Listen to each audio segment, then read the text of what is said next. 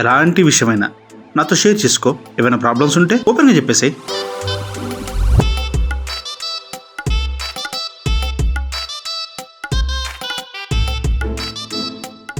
ఇలా సైలెంట్గా ఉంటే ఎవడు పడితే వాడు ఆడుకోవాలని చూస్తాడు. ఏ వాడంతా వేస్ట్ గడు వాడిని పట్టించుకోక. ఇలాచి ఫ్లవర్లో ఉన్న కాండమ్స్ ఉన్నాయా?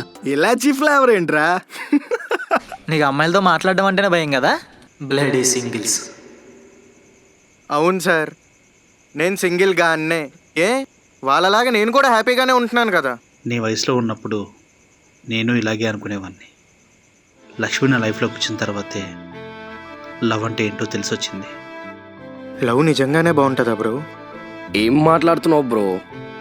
లవ్ ఒక మ్యాజికల్ ఫీలింగ్.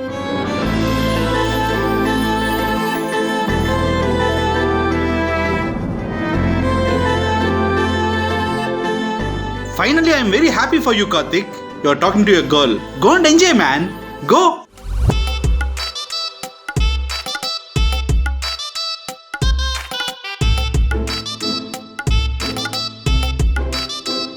మీరు అప్పుడు నేను ఎవరో తెలియదు అన్నప్పుడు నాకు ఒక్కసారిగా ఊపిరి ఆగిపోయినట్టు అయిపోయింది.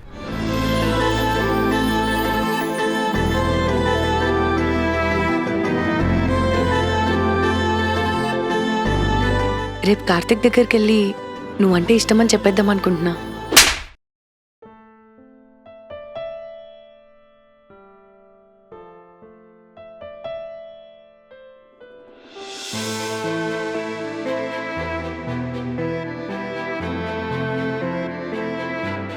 నేను ఇలా చూడలేకపోతున్నాను ప్రియా.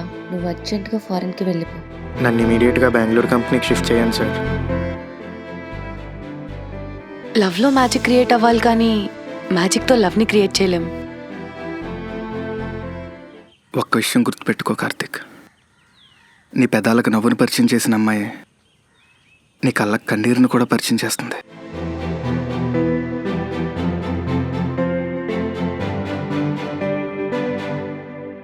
ఏమైందిరా? ఏం వెతుకుతున్నావు? చెప్తే మేము కూడా హెల్ప్ చేస్తాం కదా. ఏట్లేదురా, శంకలో పెట్టుకున్న ఉల్లిపాయలు ఇక్కడ పెట్టాను. అలా ఆ ఉల్లిపాయలేరా నేను కర్రీలో వేసి చేసింది?